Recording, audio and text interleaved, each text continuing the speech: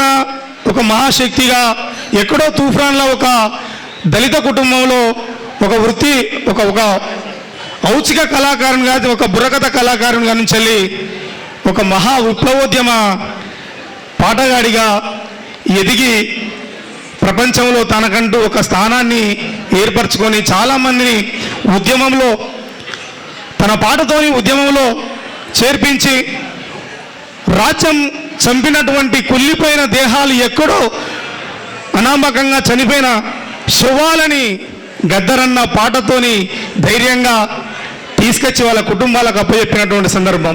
గద్దరన్న ఒక పాటగాడే కాదు, గద్దరన్న ఒక యుద్ధభేరి. తాను గాయకుడు కాదు, ఒక విప్లవోద్యమ నాయకుడు. గద్దరు మనం కేవలం ఒక పాట కాడుగా మాత్రమే పాటగానిగా మాత్రమే చూస్తే పొరపాటు తెలియజేస్తూ పాటతో పాటు సమాజం కళాకారులు చేయవలసిన పనులు చాలా ఉన్నాయి. సమయం లేదు కనుక నేను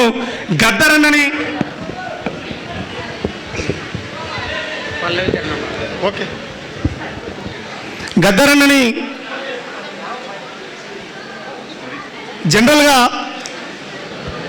ఏదో పాటతోని లాలింపుగానో ఒక ఊరడింపుగానో గద్దరన్నని చెప్పకూడదని ఆలోచనతోని గద్దరన్న పాట ఈ సమాజాన్ని పాటతోని గుద్ది లేపింది. అందుకే నితురవైన లోకాన్ని గద్దరన్నని పాటతో గుద్ది లేపిందే గద్దరన్నని నోట. నిద్రపోయిన లోకాన్ని గద్దరన్నని పాట యుద్ధ భూమిని చేసిందే గద్దరన్నని పాట. మొత్తువారిన రాజ్యాన్ని గద్దరన్నని పాట యుద్ధ భూమిని చేసి